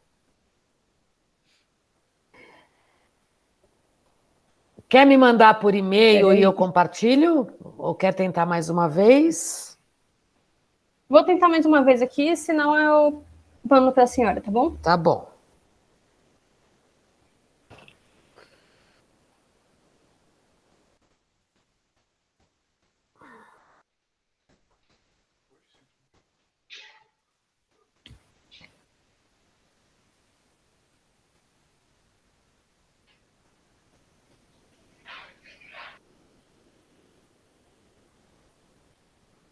Um silêncio, né? Essa é uma coisa do ensino remoto que é ruim. Tá sempre em silêncio, não tem aquele burburinho, aquele blá blá blá. Eu adoro sala de aula barulhenta, gente. Agora foi? Não vejo a hora. Agora foi, Yasmin. Só que não tá no modo apresentação. Ah, tá abrindo. Agora tá carregando aqui. Aí, agora Pronto? foi. Pronto. O grupo é a Ana Carolina, o Dalton, a Fernanda, o Matheus, o Tarek e eu. E o nosso grupo vai trabalhar com as dificuldades de acesso à internet nas periferias. Eu acho que aqui é importante começar pontuando que a exclusão digital é um problema que está presente não só no Brasil, mas também no mundo todo, e pode ser causado tanto pela falta de infraestrutura, como a de acesso, e às vezes as pessoas também não sabem mexer em dados tipos de tecnologia. E esse problema acabou sendo acentuado durante a pandemia. E aí a gente pesquisou um pouquinho e a gente encontrou diversas matérias e levantamentos que comentam justamente sobre esses dados de acesso à internet. E tem um aqui que é da Unicef, que eu até anotei, e ele diz que aproximadamente 5 milhões de crianças e adolescentes entre 9 e 17 anos não têm acesso à internet em casa, e isso também acaba contribuindo para a evasão escolar. De acordo com esses dados, a evasão escolar no período pandêmico praticamente quadriplicou. E outra informação que a gente também achou interessante, porque trata aqui especificamente de São Paulo, o estado que a gente está, é que cerca de 7,5 milhões de pessoas nunca acessaram a internet. E desse total, 25% é a população mais vulnerável. Então, assim, eu sei que essas situações, elas são bem gerais, especialmente essa última sobre São Paulo, que não dá para generalizar dizendo que foram apenas os estudantes que responderam à pesquisa, mas eu acredito que para uma análise inicial, esses dados fornecem uma boa exposição do problema que a gente vai estar tratando aqui.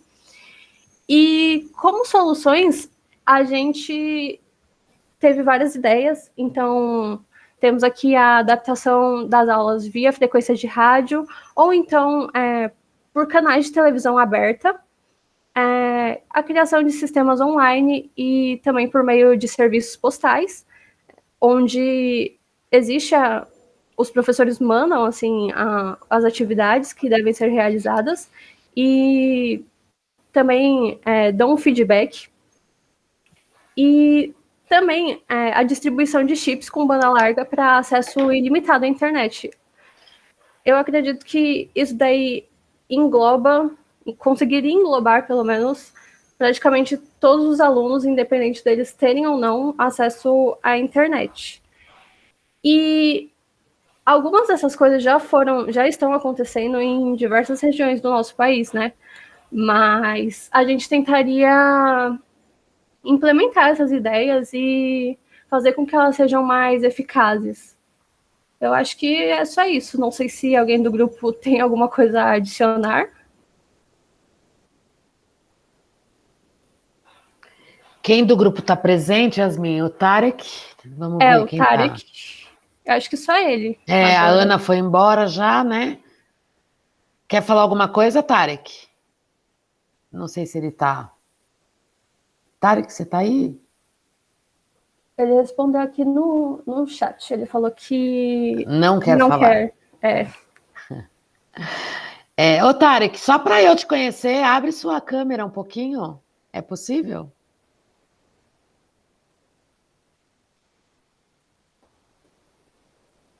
Ah, que péssimo. Que péssimo. Então, depois você manda uma foto atual, tá? Porque esse pessoal que usa foto de quando era criança, não vou mais permitir entrar em sala de aula com foto de quando era criança. Não, porque o Tarek tá com esse corte de cabelo moderno aí para parecer mais velho.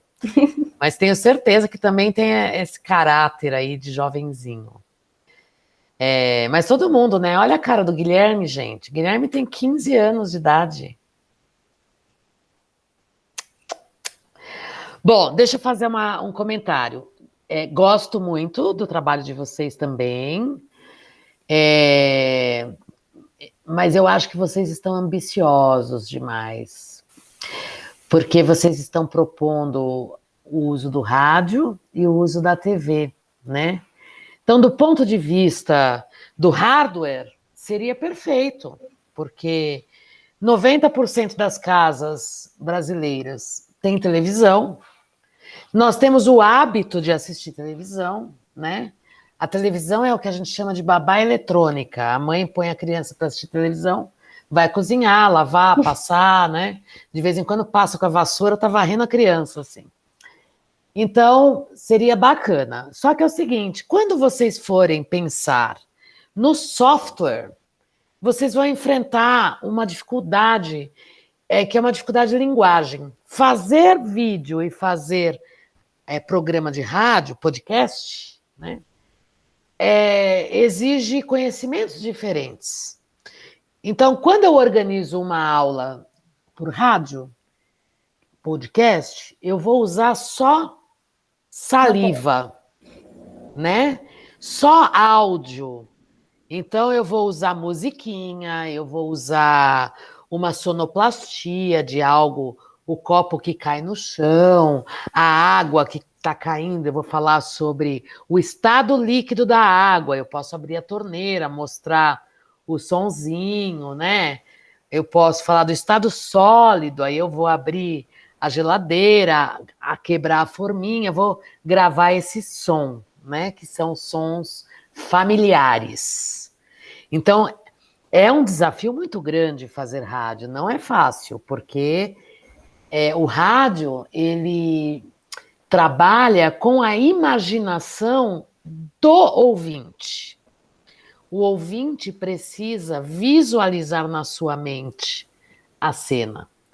Fazer TV é uma imagem, a palavra imaginação vem da palavra imagem, né? Eu vou construir uma imagem para o espectador. Por isso que nós temos o hábito da passividade, viu, pessoal? Porque nós somos de uma cultura televisiva, que é sentar, cruzar os braços e assistir TV. E vir tudo pronto. A gente não precisa imaginar, né? Mas a produção da TV, ela também é mais cara.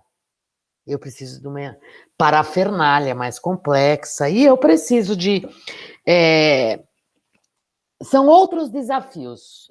No final, não existe o que é mais fácil e o que é mais difícil. Existem contextos de desafios diferentes. Então, o que eu recomendo ao grupo é que, olha, tem uma criança ali atrás. É meu primo. Tá procurando um chocolate, aposto. Tá procurando meu celular para jogar. Ah, tá. Inclusive, na hora que a senhora falou, o Guilherme tem 15 anos, ele se chama Guilherme, ele ficou tipo, ué... Ele tá assistindo a aula com a gente? Ele tava aqui do lado, tava jogando Minecraft. Ah, entendi. Muito bem. Então, gente, minha recomendação escolha um dos softwares, tá? porque para vocês não se perderem, a ideia é que aqui no nosso trabalho vocês tenham uma experiência de refletir a solução e enfrentar todos os desafios que essa solução vai trazer. Serão muitos. Né? Então, por exemplo, o grupo que vai fazer o jogo tem muitos desafios, mais do que eles possam imaginar. Né? Eu tenho a experiência de fazer TV, rádio e jogo. Né? Pensar educação em jogo é muito mais difícil, porque no jogo eu tiro a figura do professor facinho. Na TV é difícil tirar. O desafio é tirar a figura do professor, porque eu gosto muito, por exemplo, da videoaula. Eu produzi dentro do UFABC mais de 200 videoaulas sem o professor. Porque professor é chato, né, gente? Então é legal videoaula sem professor. É possível produzir podcast educacional sem professor. O jogo também. Mas o desafio é fazer isso sem o professor, né? Para a TV e para a rádio, é mais fácil que para jogo. Então, o grupo do jogo vai ter um desafio imenso aí. Né? Primeiro que tem a questão ainda, o grupo do jogo ainda não pensou o desafio logístico aí da inclusão social, né? Então, fica essa recomendação para vocês, tá? Foquem em uma coisa, escolham. Vamos trabalhar com a TV aberta. Vamos trabalhar com o rádio. Todos eles, gente, têm limitações. Não existe uma solução milagrosa.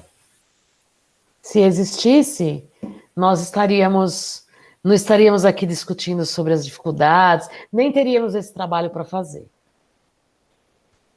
Tá? Então, pensem nisso. Para a próxima etapa do trabalho, isso vai precisar estar resolvido.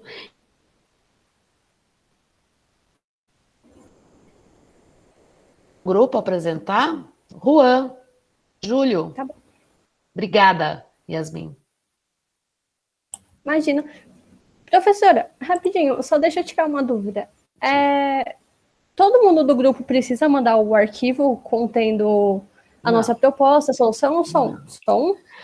Não, é só um. E na primeira entrega, vocês não estavam organizados em grupo ainda.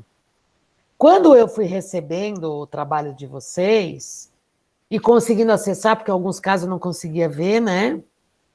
Eu já organizei vocês no Moodle em grupo. Então, quando vocês entrarem na próxima etapa para entregar, vocês já vão entrar no seu grupo. Tá bom. Tá? Tá. Obrigada, professora. De nada. Juan, você está aí? Júlio, você está aí?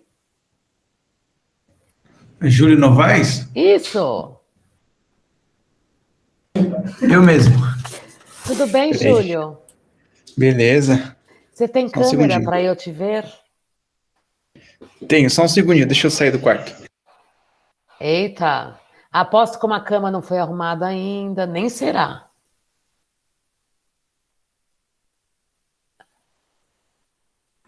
Eu confesso que eu desliguei a câmera para arrumar minha cama. Fez bem, Theo, fez bem.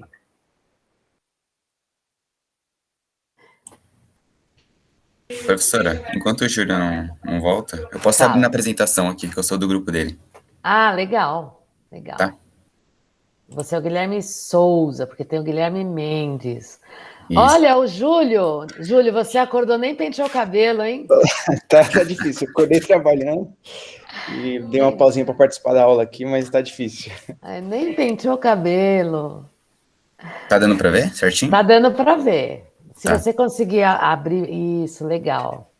Júlio, seja bem-vindo. Acho que você não estava na aula passada, né? Não consegui entrar na aula passada. Essa é a minha primeira aula. Tô gostando bastante dos projetos. E os textos, você leu? Não, confesso que não li os textos, professora. Gente, vocês viram que vocês estão perdendo ponto, hein? Vai chegar mal no final da disciplina. Procura ler os textos, tá? Tá bom, pode deixar. Essa semana eu vou colocar tudo em ordem. Tá bom. Podem apresentar. Tá. Esses aqui são os integrantes do grupo, né? Somos em 6, mas aqui tá só eu e o Júlio mesmo para apresentar. E tá, referente ao tema, em comparação com o que o grupo tinha enviado semana passada, a gente se reuniu de novo, né, e reformulou o tema, principalmente o foco e o público-alvo, mas a gente manteve, né, a ideia de fazer uma aplicação AVA, que é um ambiente virtual de aprendizagem, acessível para dispositivos móveis com baixo acesso a pacote de dados de internet, né. Então, esse foi o foco do projeto, né, esse vai ser o foco do projeto, em que a gente vai trabalhar em cima. Falando um pouco sobre a problematização, o grupo enxergou que o problema que a gente vai trabalhar seria o baixo acesso a conteúdos educacionais, né, devido à falta de internet, principalmente em zonas que não têm acesso à internet, né, zonas de baixa renda, principalmente, como a Carol mencionou, né, que alguns provedores de internet, em alguns pontos, não aplicam, né, a internet, não permitem o acesso à internet, então, essa problemática aí que o grupo vai trabalhar em cima. E o contexto seria alunos de escola pública, né, do ensino básico principalmente. Né, na proposta inicial seria alunos universitários, mas, como a Nanda falou, né, a educação gargalo da educação tá no ensino básico.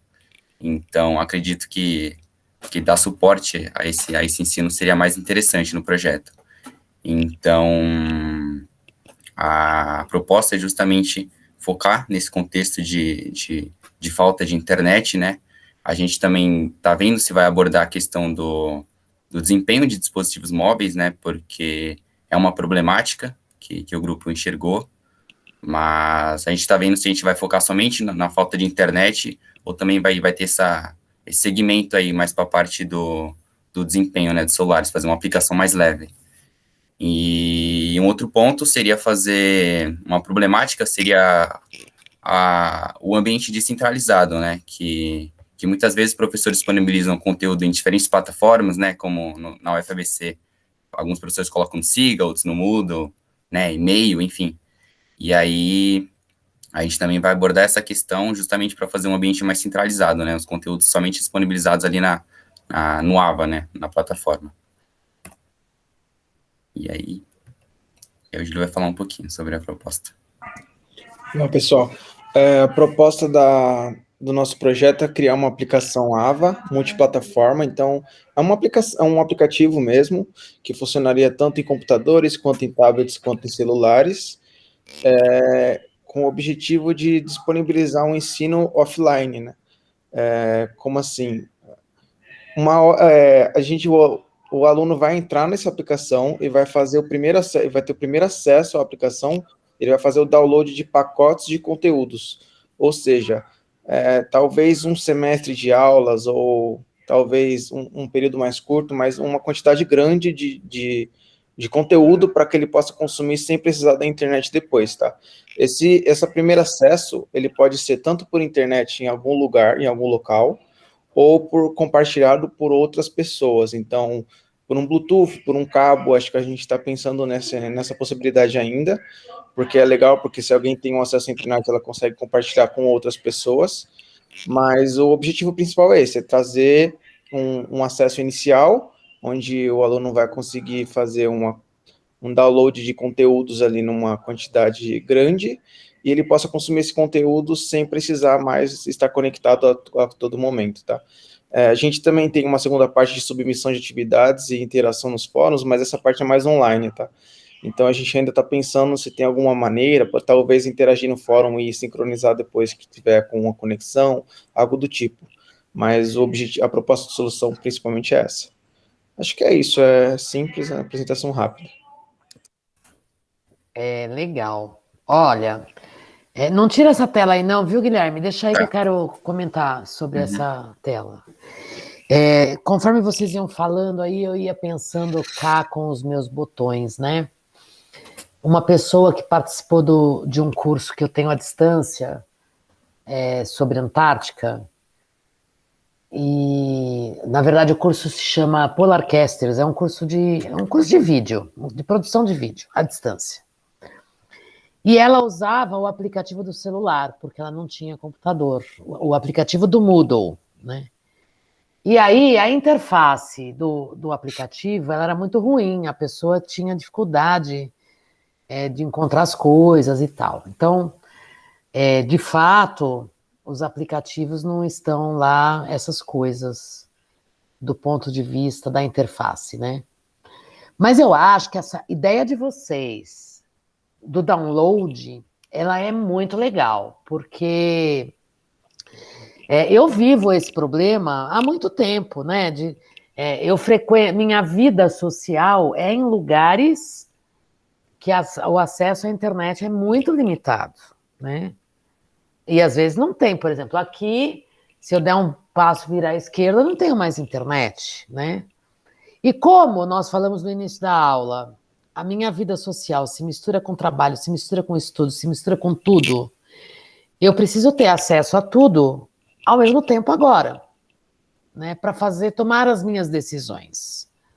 Então, a ideia desses pacotes de conteúdo eu gosto muito. Então, do ponto de vista logístico, é legal, porque eu posso ir lá no meu vizinho que tem internet banda larga, eu posso pagar para ele, né, Carol, aí o seu provedor, né, você compartilha, cada um paga um pouquinho e todo mundo usa o mesmo provedor e faz o download, isso é muito legal. Então, do ponto de vista da logística, eu gosto muito da ideia. Agora, o problema que vocês vão precisar pensar com bastante seriedade é o software, no sentido, o que eu estou chamando de software? Não pensem em computação, tá? Pensem em educação. Como esse conteúdo vai ser organizado? Então, quando eu fizer o download, que eu vou abrir no meu aplicativo, o que eu posso ter lá? Videoaulas? Onde eu vou primeiro? Sabe esses fóruns que vocês falaram? Eu fiquei imaginando no Telegram, na ideia de fórum do tipo do Telegram, que guarda as mensagens anteriores. Quando eu entrei naquele grupo, eu consigo ver o passado, porque essa linguagem do WhatsApp, ela é muito mais legal que o fórum do Moodle, né, gente? Cá entre nós, né? Que nem aqui, o próprio... deixa eu ver aqui, para eu lembrar. Meu Deus, gente. Eu vou ter dificuldade de decorar os nomes de vocês para sempre. Cadê ele? Ele foi embora. Não, foi o João Vitor. Quem acabou de falar que estava sem grupo? O Eric. O Eric, né? Ele está sem grupo. Se a gente tivesse oficialmente, né, uma ferramenta do tipo WhatsApp, vocês teriam se organizado em grupo talvez de forma mais rápida, né? Então a gente sabe que a questão da ferramenta aí, ela é muito importante, né? E é isso que eu estou chamando de software, tá, pessoal? Isso também. A outra coisa eu sou o aluno, vocês estão pensando em ensino superior ou ensino básico? O que vocês estão pensando? A princípio é ensino básico. Então, eu sou aluno lá do 9º ano do ensino fundamental, eu não tenho a autonomia que o aluno da graduação tem, ou da pós-graduação, como a Ananda falou, né? Eu preciso muito do apoio do professor. Como é que esse apoio vai aparecer aqui nesse AVA? Quando eu vou fazer o download e quando eu abrir, vai ter um avatar conversando comigo para me falar assim, olha, ô fulaninha, clica lá. Fulaninho, clica aqui. Ou faça tal coisa. Olha, nessa semana, não estou falando que tem que ser áudio, mas eu estou falando que precisa ter essa orientação, né? Então, esse é o desafio agora. Então, assim, a ideia é muito legal, o desafio de vocês vai ser essa criação aí desse sistema, dessa interface, sabe? Qual é a abordagem de educação que vai estar por trás, para também vocês não entregarem um PDF e as listas, né? Na UFABC a gente tem bastante lista, né? Todo mundo conhece as listas? As listas, elas podem ter muito sentido. No ensino presencial, o professor fala, ó, tá lá a lista. Igual ele falava para mim, passa na Xerox que a apostila tá lá. Agora não tem o professor, né? No online, no ensino remoto, o professor não está aí o tempo todo, né? Eu estou sendo clara? Sim, com certeza. Inclusive, o desafio do software que você falou, acho que é bem grande, até porque, por conta de se incluir vídeo, se incluir um negócio mais interativo, a gente sabe que fica mais pesado. Aí a internet já precisa ser um pouquinho melhor, o arquivo precisa ser um pouquinho melhor. É bem desafiador para não ter que entregar um monte de PDF, né? Mas acho que é uma proposta interessante, eu gostei bastante de tocar essa proposta de solução. Júlio, você trouxe uma coisa, olha, eu não sei se vocês sabem, mas o grande feito do YouTube não foi ter um espaço que tem um monte de gente publicando vídeo e assistindo. O grande feito deles foi criar uma tecnologia para deixar o vídeo mais leve.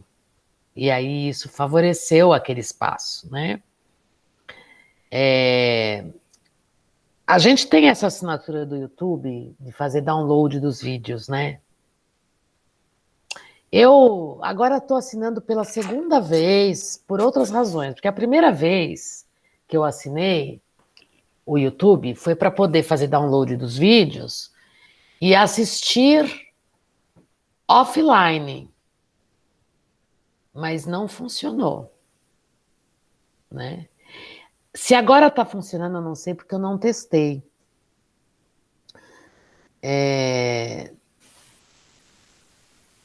Então, assim, talvez falte essa tecnologia, mas a falta da tecnologia não vai impedir vocês de criarem o projeto, porque a tecnologia é consequência do seu projeto. A tecnologia só vai ser inventada quando a gente pressionar com as nossas necessidades.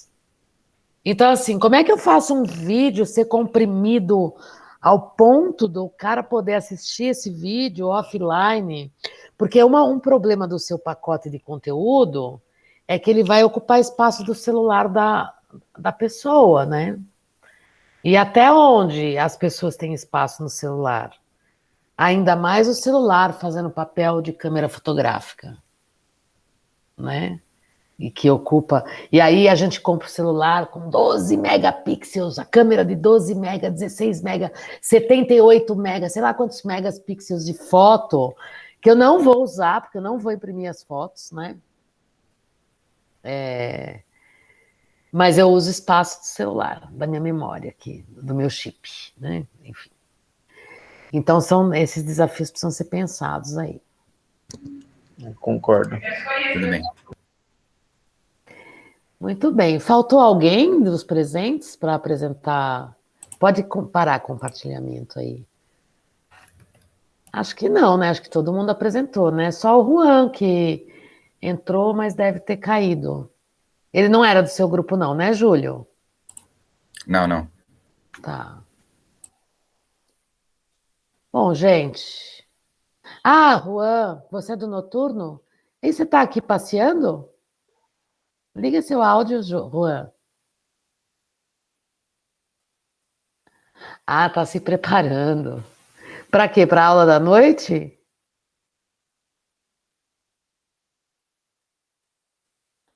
Ah, entendi. Tá bom.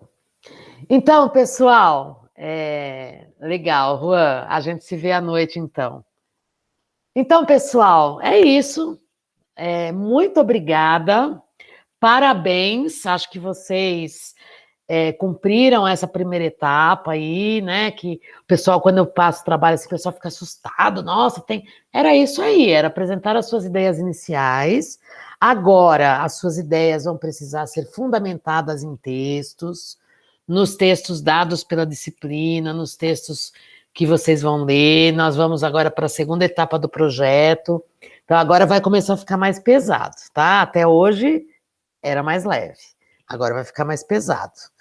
Então, espero que vocês mergulhem aí nesse projeto. As ideias são ótimas, né? A gente tem muito problema na nossa sociedade para solucionar, e quem vai solucionar são vocês. É a minha fé. Um amigo americano ontem me escreveu: eu acredito na solidariedade e na fé. Então, solidariedade e fé para ele. É um professor de yoga, né? Então, pessoal, assim, bem zen, né? Ele não tem noção.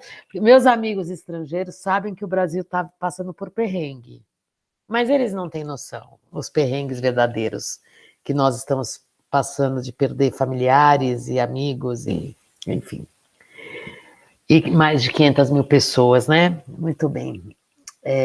Obrigada, tenha um bom final de semana. Até a próxima aula, que eu não sei quando vai ser. Não deixem de ler os textos, não deixem de fazer as atividades. Notem que as atividades têm peso na avaliação, todas as atividades, tá bom? Bom fim de semana. Um abraço. Obrigado, professora. Bom final de semana. Professora. Tchau, professora. Tchau.